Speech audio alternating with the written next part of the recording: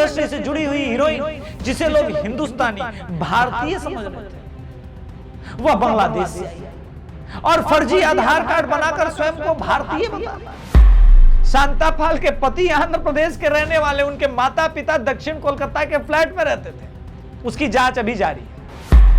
अगर आप इन लोगों को ऐसे आइडेंटिफाई करके अपने आसपास देखिए, झांकिए और पुलिस को बताइए, क्योंकि ये आपके बच्चों को निकालेंगे एक दिन। नमस्कार, एक ऐसा समाचार आपको देने जा रहा हूं जो आपके रोंगटे खड़े कर देगा, आपको यह सोचने पर विवश कर देगा कि बांग्लादेशी भारत के कितने अंदर और कितना डीप पेनिट्रेट कर चुके हैं कि आप बता ही नहीं सकते कि कौन हिंदू है, कौन हिंदू बांग्लादेशी है, या कौन मुस्लिम बांग्लादेशी है। वो आपके बीच सेलिब्रिटी की तरह घूम रहा है और आपको पता नहीं चलेगा। 2 आधार कार्ड के साथ गिरफ्तार होने वाली, आपको पता है शांता पाल कौन है? मैं बताता हूं। नमस्कार, मेरा नाम है अभिषेक और आप देख रहे हैं द अभिषेक तिवारी शो। देश चौंक गया। 1 अगस्त 2025 को शांता पाल पश्चिम बंगाल में अलग अलग पदों पर 2023 से रह रही है। बांग्लादेश की ब्यूटी कॉन्टेस्ट विनर रह चुकी है, एशिया ग्लोबल कंपटीशन में शामिल हो चुकी है। फिर भी भारत की एजेंसियों को कानों कान खबर नहीं। बांग्लादेशी हीरोइन शांता पाल क्या कर रही थी भारत में?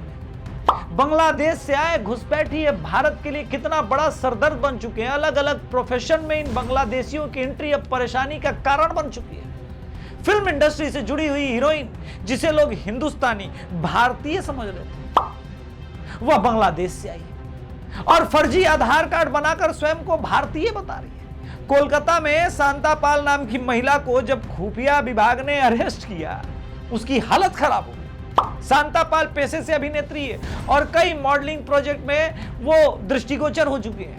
उनके पास भारतीय आधार कार्ड एक नहीं 2 वोटर आईडी कार्ड जैसे दस्तावेज पाए गए।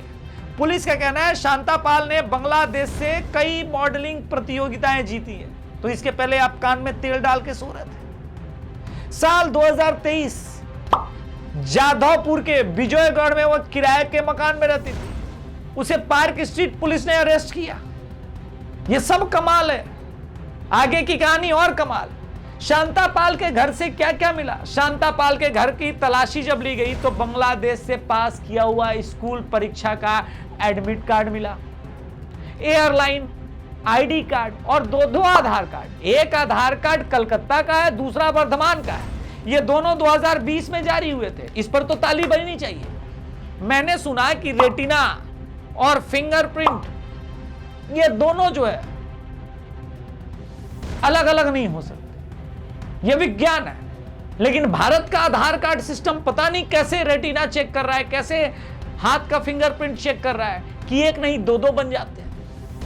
चंद पैसों के लिए जिनको तुम पाल रहे हो, वो आने वाली पीढ़ियों से उसी प्रकार से बदला लेंगे जैसे पूर्वी पाकिस्तान में। अभी हद तो यह है कि पूर्वी पाकिस्तान में हो रहे हिंदुओं पे अत्याचार की कहानी को बीबीसी भी अब कवर करने पर विवश हो गया।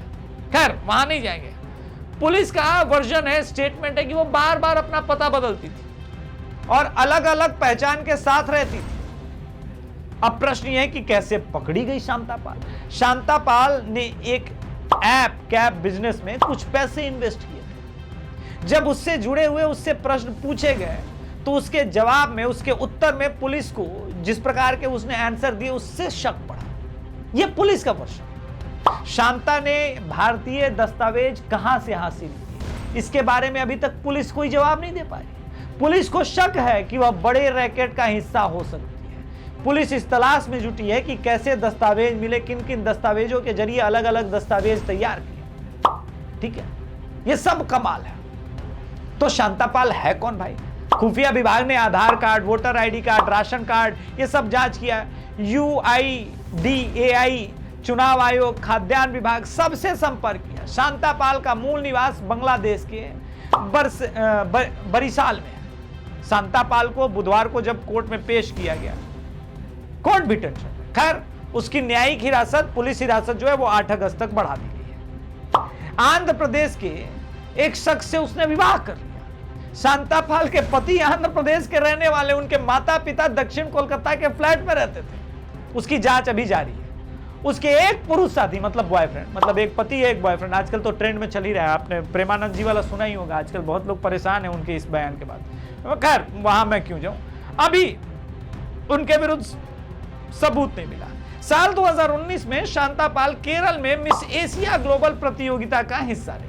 अब अगर आप उत्तर 24 परगना का याद होगा अमित शाह जी का स्टेटमेंट, तो हर एक तार कन्वर्जन से लेकर के केरला स्टोरी से लेकर के सारा खेल, यहां तक कि 7 समंदर पार आईसिस जैसे संगठनों को ज्वाइन करने वाले लोग केरल से मिलेंगे। 100% लिटरेसी सार। एनीवे, अभी एक चैनल को उसने इंटरव्यू दिया था जिसमें कहा कि वह बंगाली तेलुगु फिल्मों में काम कर रही है।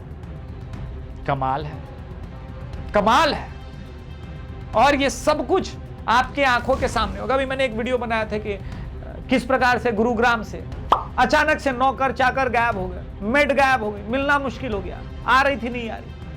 अमित शाह जी ने अभी जब फॉरेनर और इमिग्रेशन बिल टेबल किया था, उस वक्त टीएमसी ने ही सबसे अधिक विरोध किया था। उसे पता था कि उसके कोर वोटर पर कितना चोट होगा। उससे पहले अमित शाह जी ने एक और बात कही कि हमें पता है कि उत्तर 24 परगना से कैसे एंट्री पॉइंट होता है और कहां कहां कौन कौन से लोग बसे हुए हैं, उनको कैसे सुनियोजित ढंग से बसाया गया। तमिलनाडु से लेकर के कर्नाटका, आंध्र प्रदेश, तेलंगाना, बिहार, यूपी, हर जगह सघन अभियान जारी है। हर जगह एक ही उद्देश्य है, अवैध रूप से बसे हुए बांग्लादेशी और रोहिंग्या को आइडेंटिफाई किया जाए, उन्हें देश से बाहर निकाला जाए। अभी कुछ दिन पहले गुजरात से एक तस्वीर आई थी, हथकड़ी में लगा करके भेजा गया था। चौंकाने वाला तो खुलासा दिल्ली में हुआ, जिसको एक वीक पहले डिपोर्ट किया बांग्लादेश में, 2 हफ्ते बाद वो वापस दिल्ली में मिला और फिर वापस पकड़ा गया। यानी कुछ सही नहीं हो रहा सिस्टम, कुछ सिस्टम में लूप होल है।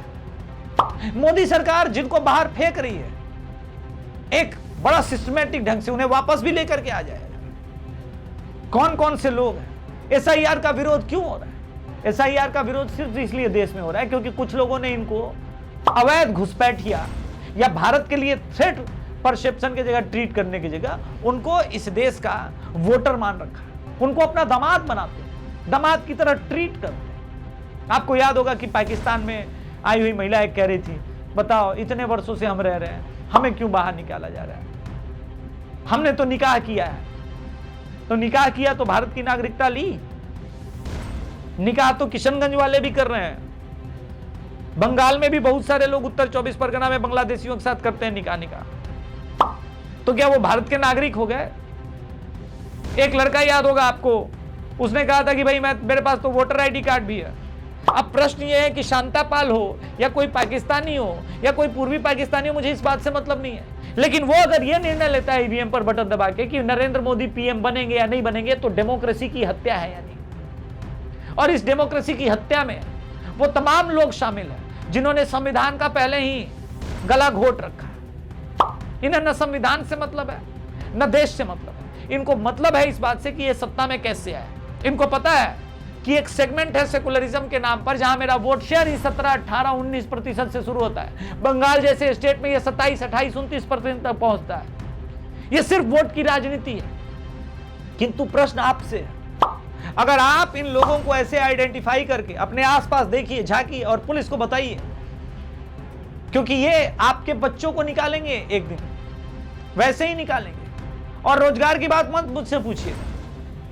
पूर्वी पाकिस्तान में कर रहे रोजगार शिक्षक लेक्चरर जिन्होंने बच्चे बच्चियों को पढ़ाया था, उनको कूट कूट के कलमा पढ़वाया गया, जबरदस्ती फोर्सफुली उनका रेजिग्नेशन लिया गया। संविधान को कब का वो कूड़ेदान में फेंक चुके हैं। वैसे भी भारत में रहने वाले और बांग्लादेशी दोनों कहते हैं कि हम शरीयत में मानते हैं, संविधान में नहीं। हमारा पहला शरीयत है।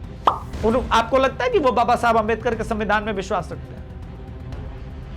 उनका कोई विश्वास नहीं है, उनका कभी भी विश्वास नहीं था। ये सिर्फ अलतकैया है और इसी पैटर्न पे पूरा खेल और षड्यंत्र रचा जा रहा है। शांता पाल नॉन मॉडलिंग फेस थी। सोचिएगा, इस देश के डायरेक्टर, प्रोड्यूसर, एक्टर, इन्वेस्टर सबके सामने खड़ा होकर के सबका काट रही थी और देश का तो काट ही रही थी।